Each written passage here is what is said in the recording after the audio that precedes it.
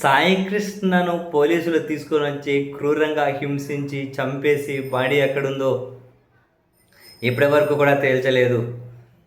మరో దారుణమైన విషయం ఏంటి అంటే, ఆ కృష్ణలంక పోలీస్ స్టేషన్లకు నెల రోజులకు పైగా సంవత్సరం రోజులు సీసీటీవీ ఫుటేజ్ డిలీట్ చేశారంటున్నారు. బట్ అఫీషియల్గా నెల రోజుల సీసీటీవీ ఫుటేజ్ అయితే మాయం చేశారని సిట్టు కూడా కోర్టుకు చెప్పింది. అంటే నెల రోజుల సర్వేలెన్స్ ఫుటేజ్ అనేది రద్దు, అంటే మొత్తం డిలీట్ చేసి పెట్టేశారు అని.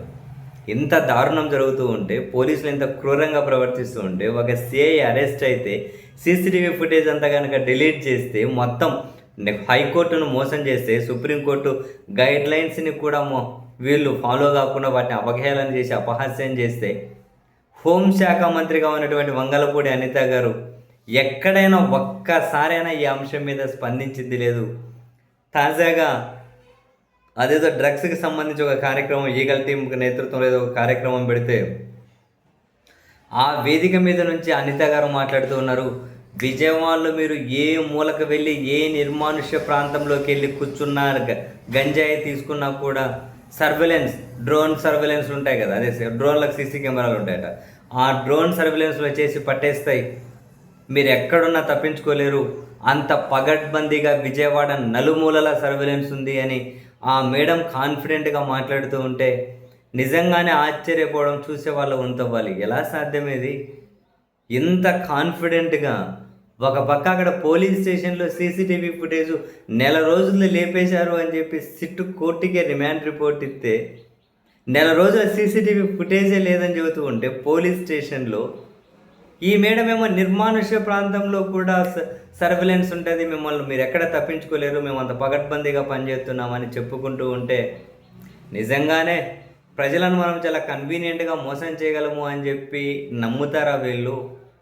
మనం ఏం చెప్పినా కూడా ప్రజలు మనకు మద్దతు ఇస్తారు, మనకు మద్దతు ఇచ్చేవాళ్ళని చెప్పి నమ్మకమా? అసలు ఎలా సాధ్యం? ఇటువంటి కళలన్నీ ఎలా సాధ్యం? ఇన్ని ఘోరాలు జరుగుతూ ఉంటే, సాయికృష్ణ ఎపిసోడ్ చుట్టూ అంత ఘోరం జరుగుతూ ఉంటే అందరూ ఇంత దారుణానికి ఎట్లా తెగబడ్డారు?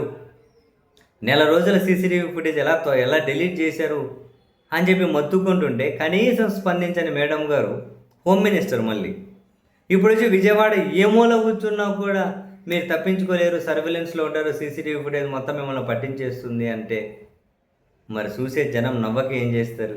అసలు ఇంత కాన్ఫిడెన్స్ ఎలా సాధ్యమని? ఇంత కాన్ఫిడెంట్ చాలా చాలా విషయాలు చంద్రబాబు నాయుడు గారు కూడా ఇంతే కాన్ఫిడెంట్గా మాట్లాడుతూ ఉంటారు. హైదరాబాద్ ముస్లిమ్స్ను కోటీశ్వరులను చేయడం, హైదరాబాద్ అభివృద్ధి అంటే హైదరాబాద్ను సృష్టించడం, హైదరాబాద్లో ప్యూయల్స్ని ప్రమోట్ చేయడం, హైదరాబాద్ బిర్యానీని ప్రమోట్ చేయడం, హైదరాబాద్ తెలంగాణ వాళ్ళకి అన్నదినని నేర్పించడం, హైదరాబాద్ కరెంట్ ఇవ్వడం, భారతదేశానికి ఐటీ తీసుకురావడం, కంప్యూటర్ని కనిపెట్టడం, ఇట్లాంటి దగ్గర నుంచి చాలా చాలా కాన్ఫిడెంట్గా. బహుశా వంగలపూడి అనిత గారు కూడా సేమ్, అసలు ఎక్కడా తగ్గట్లేదు, ఎంత కాన్ఫిడెంట్గా మాట్లాడుతూ ఉన్నారు. ఏ మూల కూర్చొని సర్వేలెన్స్ పట్టుకుంటుందా? కానీ సర్వేలెన్స్ పట్టుకోకుండా అంటే పోలీస్ స్టేషన్లో కూర్చోవాలా మేడం? మరి పోయి, ఎందుకంటే పోలీస్ స్టేషన్లో కూర్చుంటే ఎటో అది డిలీట్ చేసేస్తారు కదా. అందుకని చెప్పి కూర్చునేది ఆ మూల ఈ మూల కూర్చోకండి, నేరుగా పోలీస్ స్టేషన్ పరిధిలో ఉంటే, పోలీస్ స్టేషన్ దగ్గర ఉంటే మా వాళ్ళు దాన్ని ఎటు డిలీట్ చేసి పెట్టేస్తారు. ఆ తర్వాత ఏ కోర్టులు మోసం చేసినా, ఇంకా దేన్ని మోసం చేసినా మనం మాత్రం కాసింత కూడా జవాబుదారీతనం లేకుండా అదిగో ఈ విధంగా మనం అబద్ధాలను కాన్ఫిడెంట్గా చెప్పుకుంటూ పోవచ్చని. అయ్యా బాబోయ్,